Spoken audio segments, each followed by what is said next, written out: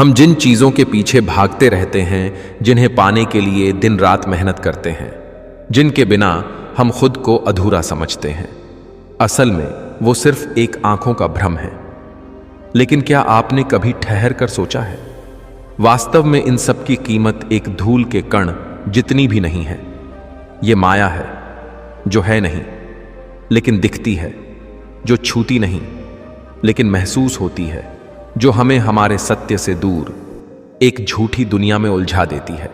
हम सोचते हैं कि एक दिन सब कुछ मिल जाएगा, थोड़ा और पैसा, थोड़ा और सम्मान, थोड़ी और मोहब्बत, लेकिन वह एक दिन कभी आता ही नहीं, क्योंकि माया की सबसे बड़ी चाल ही यही है कि वह हमें कभी भी पूर्ण नहीं होने देती। आज हम इस माया के उस पर्दे को हटाने की कोशिश करेंगे जो हमारे और हमारी सच्ची पहचान के बीच खड़ा है। तो चलिए शुरुआत करते हैं इस रहस्य की यात्रा की। तो तैयार हो जाइए एक ऐसी आध्यात्मिक और बौद्धिक यात्रा के लिए जो आपके दृष्टिकोण को बदल सकती है। चलिए शुरू करते हैं। 1. माया क्या है? उपनिषदों में कहा गया है, माया तु प्रकृति विलसितम ब्रह्म स्वरूप मस्ति।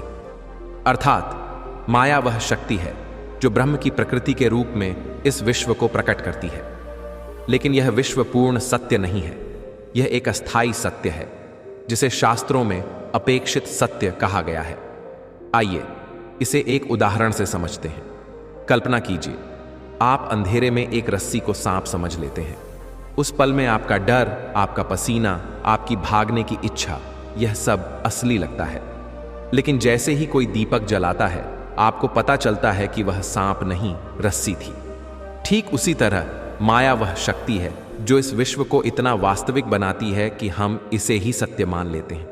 हम अपने शरीर, अपने नाम, अपने परिवार, अपने करियर को ही अपनी असली पहचान समझ लेते हैं। लेकिन शास्त्र कहते हैं, जो बदलता है वह तुम नहीं हो, जो न बदलता वही सत्य है।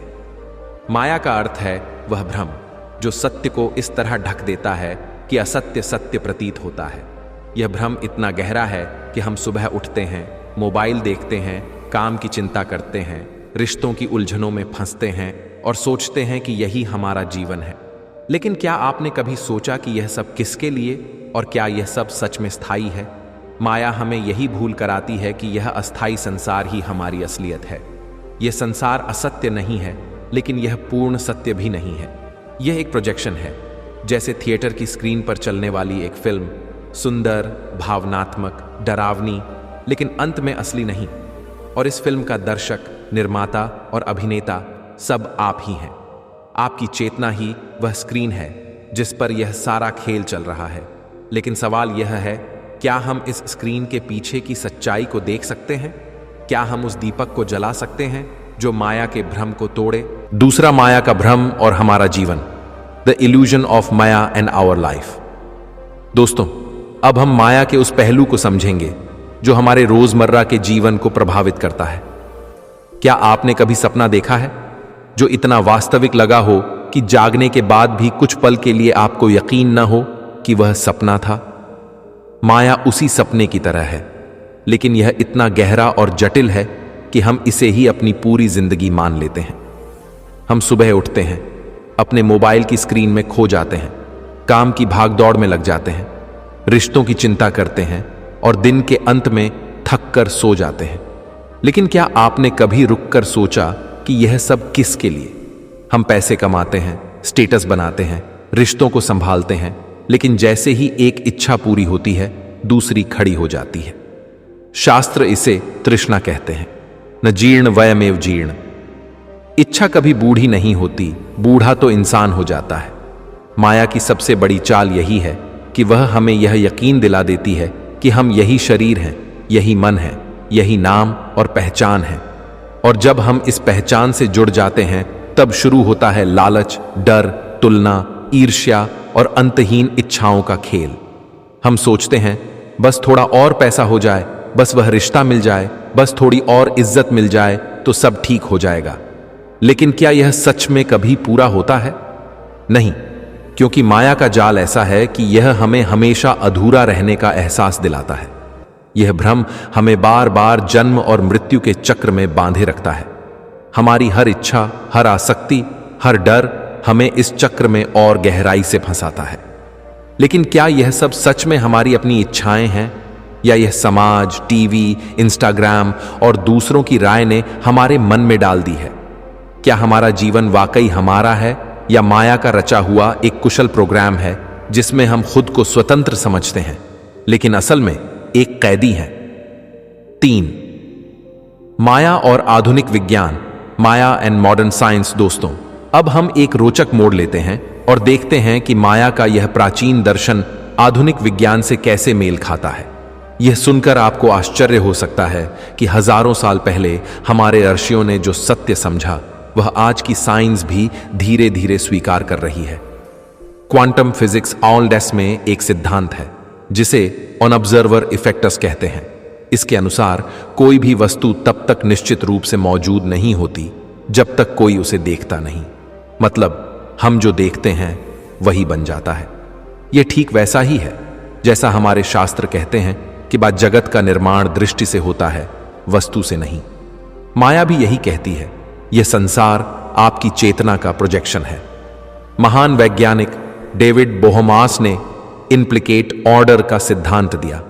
उनका कहना था कि यह दुनिया एक गहरे अदृश्य क्षेत्र से निकलती है जहां सब कुछ संभावना के रूप में मौजूद है। जैसे ही हम किसी चीज को देखते हैं या अनुभव करते हैं वह साकार हो जाती है।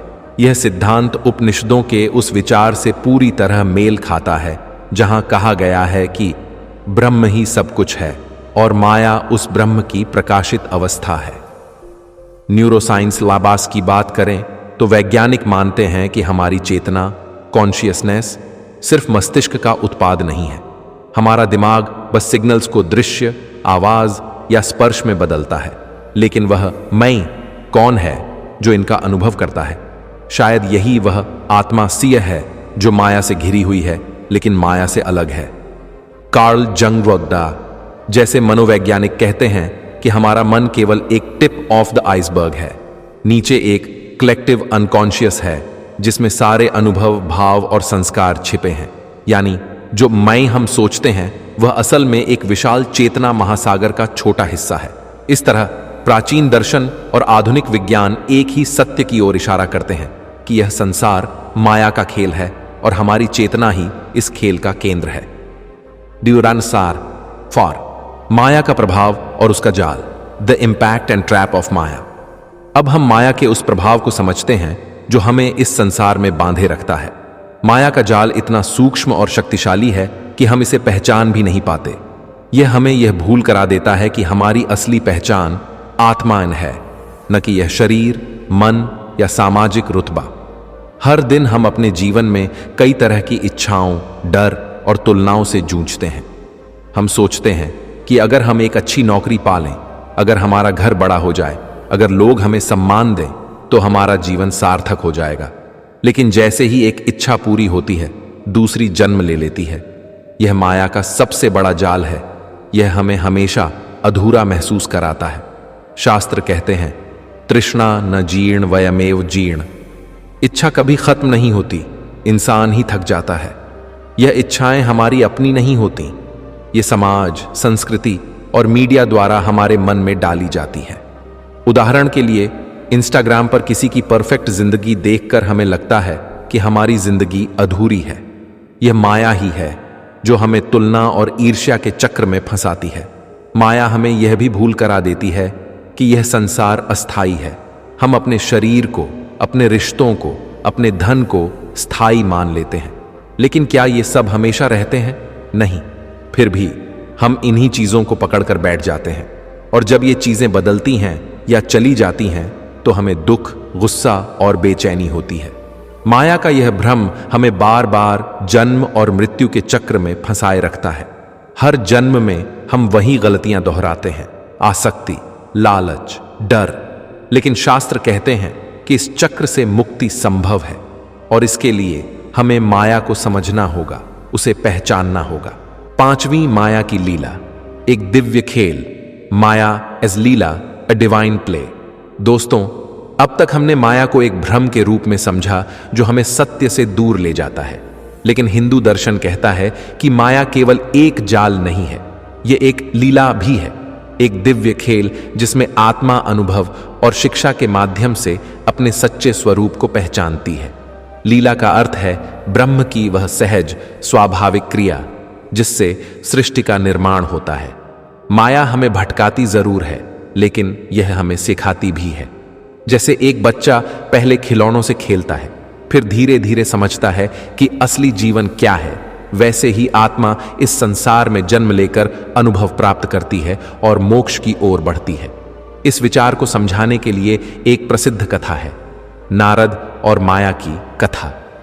नारद मुनि, जो भगवान श्री कृष्ण के परम भक्त थे, एक बार गर्व से कहते हैं, मुझे माया प्रभावित नहीं कर सकती, मैं तो हर समय आपके नाम का जप करता हूं।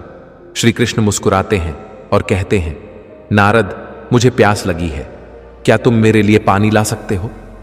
नारद निकल पड़ते हैं। रास्ते में एक गांव में वे पानी मांगने जाते हैं और एक सुंदर युवती को देखकर सब कुछ भूल जाते हैं।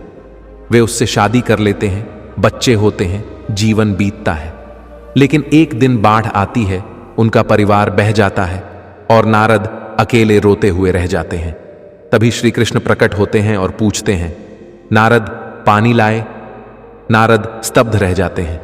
उन्हें लगता है कि एक पूरा जीवन बीत गया, लेकिन असल में कुछ ही मिनट बीते थे। यह कथा हमें दिखाती है कि माया एक क्षण को युग बना सकती है। यह हमें इस संसार में इतना डुबो देती है कि हम अपनी असली पहचान भूल जाते हैं।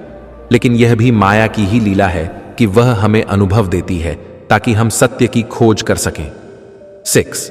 माया से मुक्ति, क्या यह संभव है? Liberation from Maya, is it possible? अब सवाल यह है, क्या हम माया के इस जाल से बाहर निकल सकते हैं? क्या हम उस सत्य को देख सकते हैं जो माया के पर्दे के पीछे छिपा है? शास्त्रों का जवाब है हां, यह संभव है, लेकिन यह मुक्ति तलवार से नहीं, तर्क से नहीं, बल्कि जागरूकता से मिलती है। शास्त्र कहते हैं, माया में फंसना कोई पाप नहीं है, लेकिन माया को पहचान कर भी उसमें खोए रहना, यही अज्ञान है। तो आइए उन रास्तों को समझते हैं जो हमें माया के परे ले जा सकते हैं। 1. ज्ञान योग, पाथ ऑफ नॉलेज। ज्ञान योग का आधार है विवेक। यह समझना कि मैं कौन हूं। हम न तो शरीर हैं, न मन, न भावनाएं। हम वह साक्षी हैं जो सब कुछ देखता है लेकिन कभी नहीं बदलता। नेति नेति, नहीं यह कि प्रक्रिया हमें सिखाती है कि जो बदलता है वह हम नहीं हैं। जब हम इस सत्य को पहचान लेते हैं तो माया का पर्दा अपने आप गिर जाता है। 2. भक्ति योग, पाथ ऑफ डिवोशन। भक्ति योग में हम माया से नहीं लड़ते, बल्कि ईश्वर के प्रेम में विलीन हो जाते हैं। जब हम अपने मैं को छोड़कर किसी बड़ी शक्ति के सामने समर्पण करते हैं तो माया का सबसे बड़ा जाल, अहंकार, टूट जाता है। प्रेम गली अति सांकरी, तामे दो न समाए। जब मैं और मेरा खत्म होता है तब माया की दीवारें ढह जाती हैं। 3. कर्म योग, पाथ ऑफ सेल्फलेस एक्शन। कर्म योग हमें सिखाता है कि कर्म करो, लेकिन फल की इच्छा मत रखो।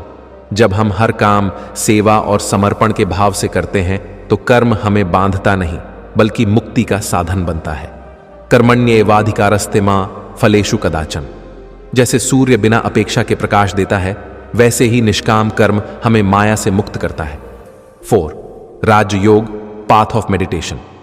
राजयोग का लक्ष्य है मन को शांत, शुद्ध और जागरूक बनाना। ध्यान, प्राणायाम और मंत्र जाप हमें अपने भीतर ले जाते हैं, जहां हम विचारों और भावनाओं से अलग होकर साक्षी बन जाते हैं। जब हम ध्यान में डूबते हैं तो माया को देखते हैं, लेकिन उसमें उलझते नहीं। 5. सरल जीवन, सिंपल लिविंग। माया से मुक्ति के लिए किसी पहाड़ पर तप करने की जरूरत नहीं। हम अपने रोजमर्रा के जीवन में हर क्षण को सचेतनता और आभार के साथ जीकर माया से परे जा सकते हैं।